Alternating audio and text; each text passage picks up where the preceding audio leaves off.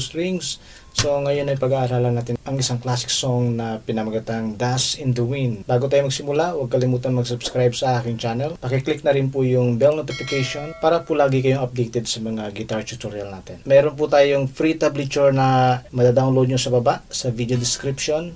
At ilalagay ko rin po yung tablature dyan sa bottom part ng screen para po maging guide nyo sa pag-aaral ng gitara. So simulan natin.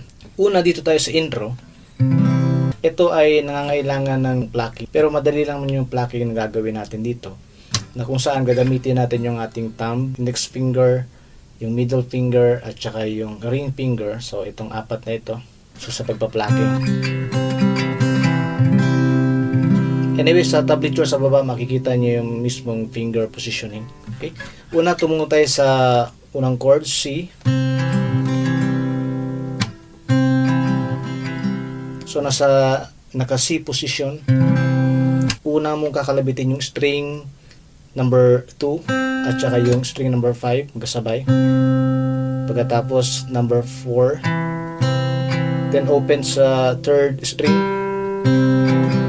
Balik ulit sa ikalimang string, bass, at saka second string, and then sa fourth string, and then open sa third string. Balik ganito. Yan. Yun yung chord ng C. So ulitin natin. Pagkatapos ang chord ay C major 7, kukunin mo lang yung index finger mo. Bale, ito yan yung maiiwan yung dalawa. The same plucking pattern pa rin. Magkasabay yung 5th string and then 2nd string. Then 4th, 3rd. Then based on the 5th string. Then 2nd. And then 4th and 3rd string. So the same plucking pattern then.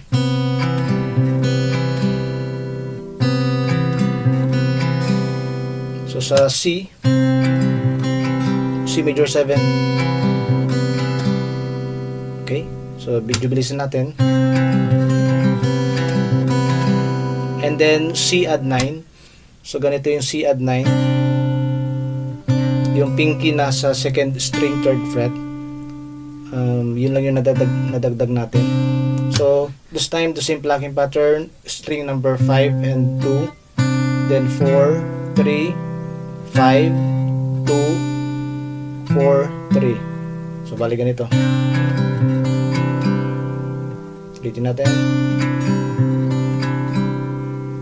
Okay. So from C chord, C major 7 and then C add 9.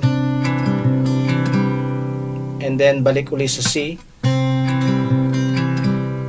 So yun yung unang tab natin. So from tab number 1, 2, 3, 4. So ulitin natin.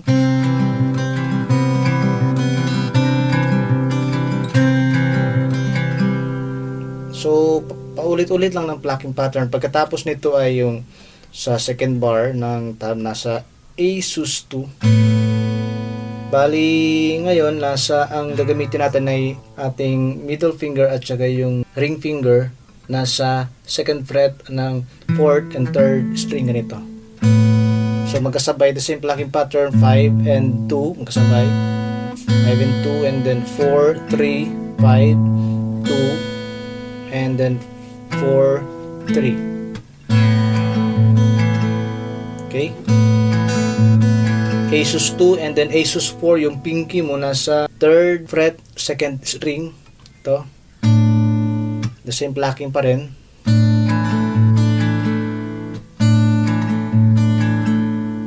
And then A minor, aalisin mo naman yung pinky and then yung index finger nasa 2nd string, 1st fret. Same plucking pattern, 5 and 2, 4, 3, 5, 2, then 4, 3.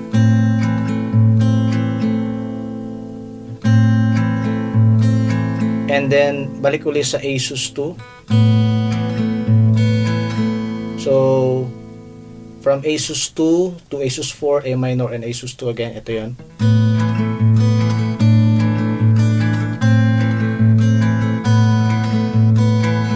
So medyo bilisan natin yung actual tempo niya.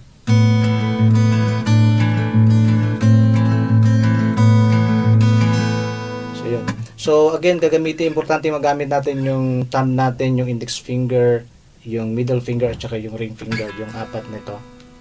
Okay? So from C chord, sa pinakauna, C major 7, C add 9, C, A sus 2, A sus 4, A minor, A sus 2. Okay? Next, pagkatapos nito is C add 9. The same plucking pattern. Then C major 7. Then C add 9. So, sana natandaan ulit. C add 9. C major 7. Then C add 9 again. Okay? So, from C chord, pinakauna, C major 7, C add 9, C, then A sus 2, A sus 4, A minor, A sus 2, then C add 9, C major 7, and C add 9. So kung napapansin nyo, ang natural lang na nagbabago yung chords, pero yung plucking pattern is the same pa rin o magkapareho. Next, last bar ng makikita nyo sa baba, yung last bar ng intro is A minor, then A sus 2, A sus 4, then A minor. Pero sa A minor, so yung last chord ng A minor is ganito yon. So magkasabay yung 5th and 2nd string, then 4, 3, and then biglang, so balik ganito. Okay, again. And then yung 2nd string 1st fret, and then 5th string open sa 5th string. And then 3rd fret 2nd string, and 2nd fret 5th string. Kasi pagkatapos nito papasok na yung verse part. So ulitin natin yung intro.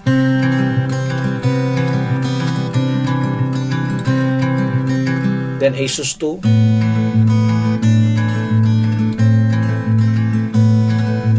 then C add 9, C major 7, C add 9 again, A minor, A sus 2, then A sus 4, then A minor.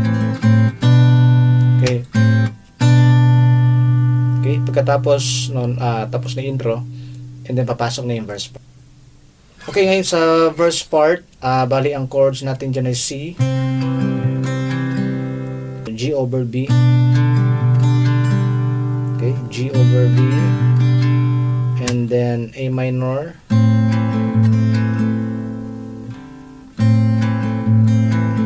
so verse part C, then G over B, A minor.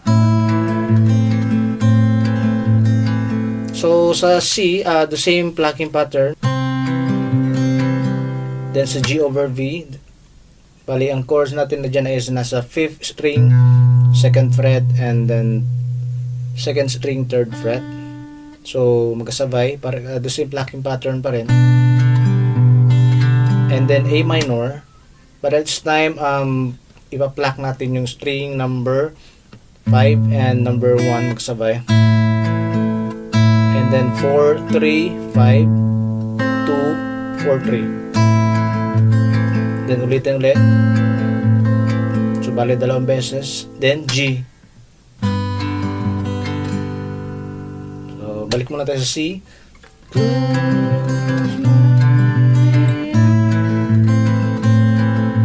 Then G. D minor 7. Then A minor.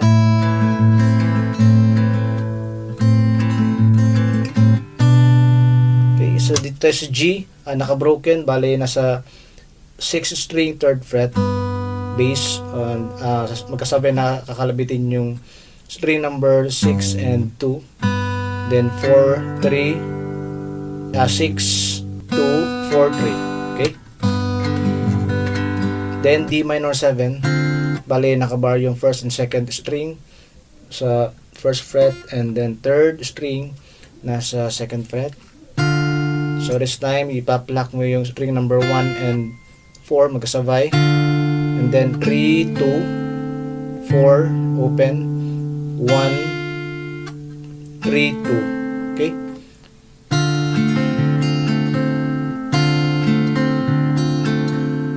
So sa G,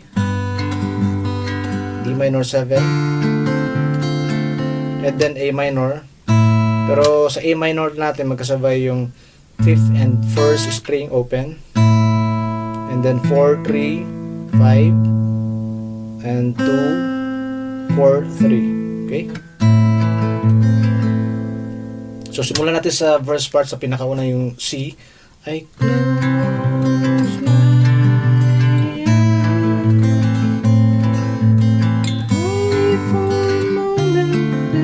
then A minor, then ulit. So sa last part, nasa second string, first fret, magkasabay yung 5th string, second string, third fret, and then 5th string, second fret. Okay? Pwedeng ganito. So ginagawa ko lang ng yung pinky ang ginagamit ko para mas madali sa akin. Okay? So ulitin natin. C, medyo mabagal, no? G over V, A minor, G, D minor 7, A minor. Okay, yung actual tempo ito. I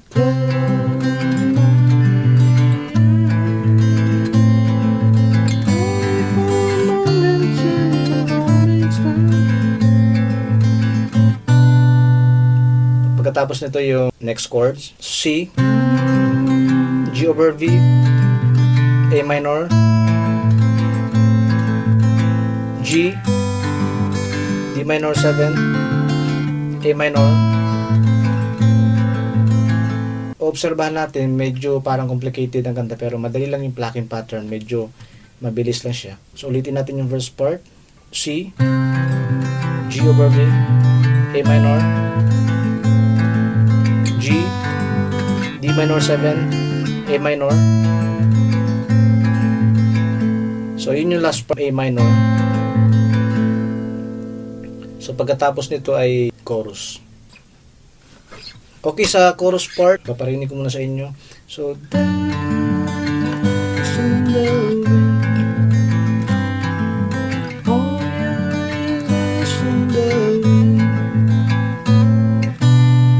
clear lang yung chorus, pagkatapos na is yung verse part. Ulitin natin. So D over F sharp, pwedeng naka D, pagkatapos yung thumb mo nasa second.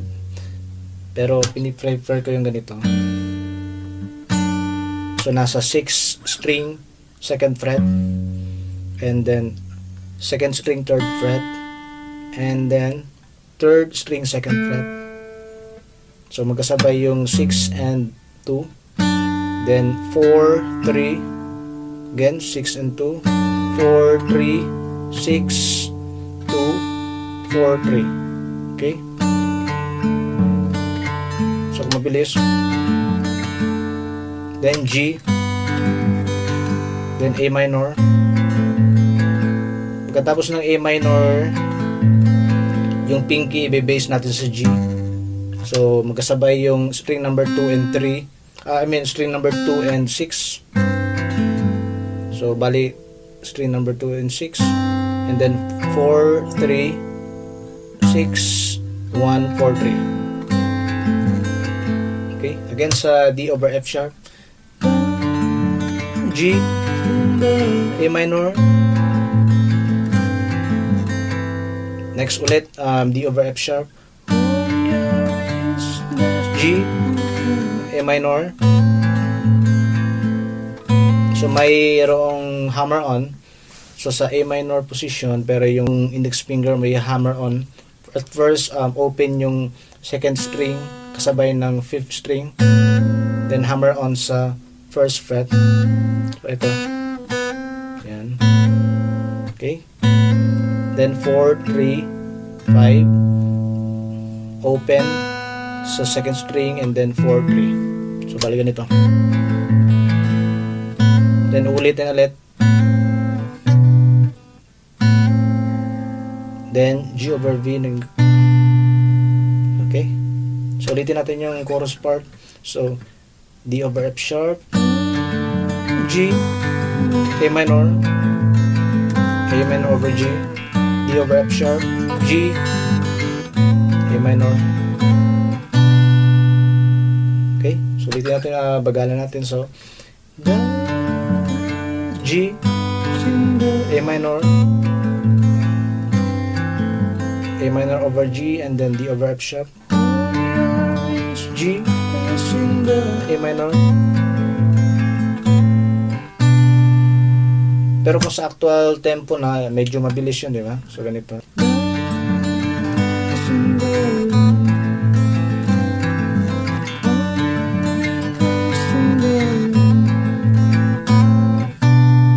Then pagkatapos nito is yung second verse.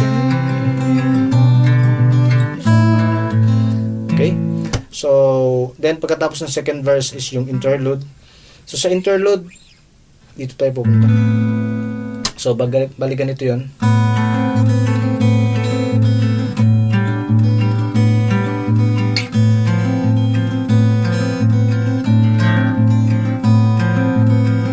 So bali yun, 3 beses mong ulitin yun. Una, so nasa yung daliri mo nasa 5th fret and then 7th fret. Bali yung 3rd string nasa 5th fret, and then yung 4th string nasa 7th fret. Okay, ganito lang yung posisyon yan.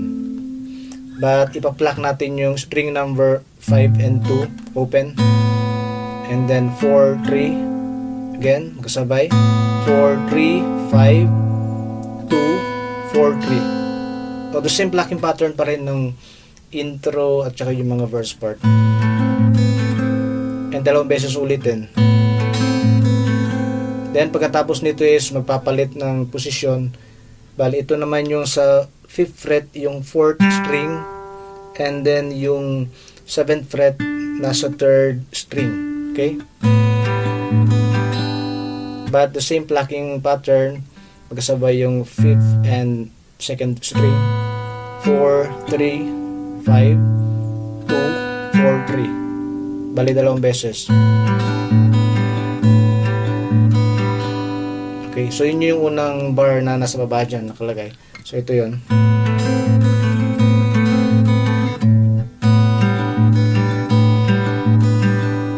So yun. So ulitin natin, bagalan natin.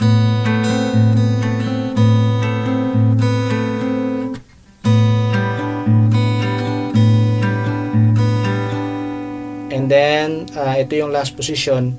I-move lang natin hanggang sa 5th fret and 3rd fret. Yan. So, from this position, move sa 3rd fret. So, the same plucking pattern. Then, ulitin uli. So, sa ikatlong pattern, yung itong middle finger mo nasa 2nd string. So ilalagay natin sa 2nd string. So the same plucking pattern pa rin. And then sa last part, kukunin mo yung nasa middle finger mo. So ganun lang. So bali ganito yung interlude. Ang interlude 3 beses natin iulitin, no? Pero ito muna yung unang part. Ito.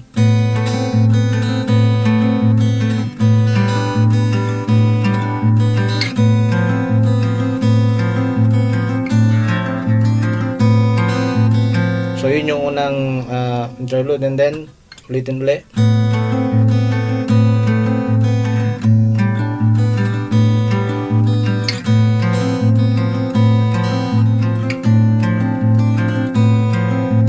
Ito yung part na merong parang violin, di ba?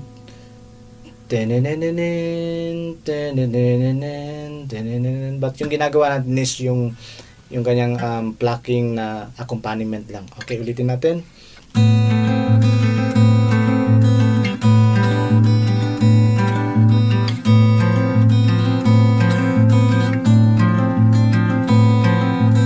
Then ulitin ulit, ikalawa.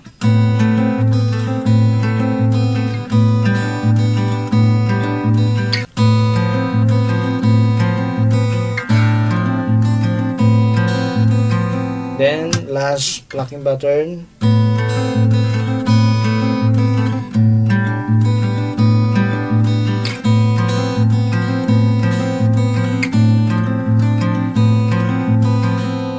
So, medyo binagalan ko lang, no? Pero sa actual tempo niya, medyo mabilis yun.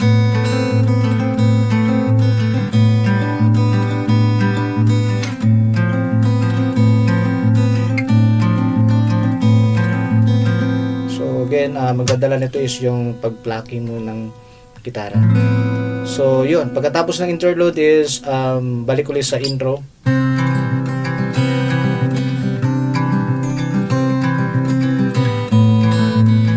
So, ganun lang yan. So, medyo pumiyok pa yung gitara, no?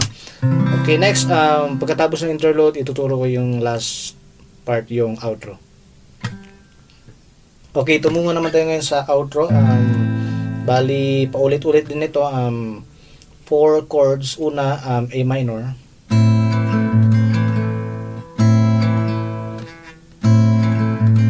Then A sus2, A sus4, then A minor, then A sus2 ulit, then A sus4, and then paulit-ulit. Okay? So, sa A minor position, so, ipa-pluck natin yung string number 5, 2, and 1 ng kasabay. And then 4, 3, 5, 2, 4, play. Okay? Again, kasabay. Then 4, 3, 5, 2, 4, 3. Okay? Then, A sus2, bali open. Ang nasa second string open. Ito lang yung may iwan. So, magkasabay pa rin yung 5th string and then 1st and 2nd string. 4, 3, 5, 2, 4, 3. Okay? So, A minor, A sus2, and then A sus4, ilalagay mo lang yung pinky na sa 2nd string, 3rd fret. The same plucking pattern pa rin. And then, balik ulit sa A minor. Okay? So, ganun lang yun.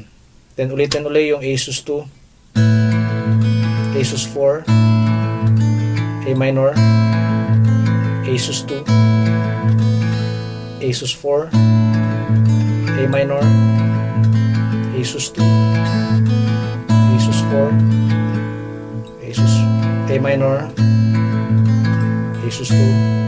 And then yung last part niya is yung A minor, isang bagsak pababa from the 5th string. So yan. So bali yung outro parang ganito yon.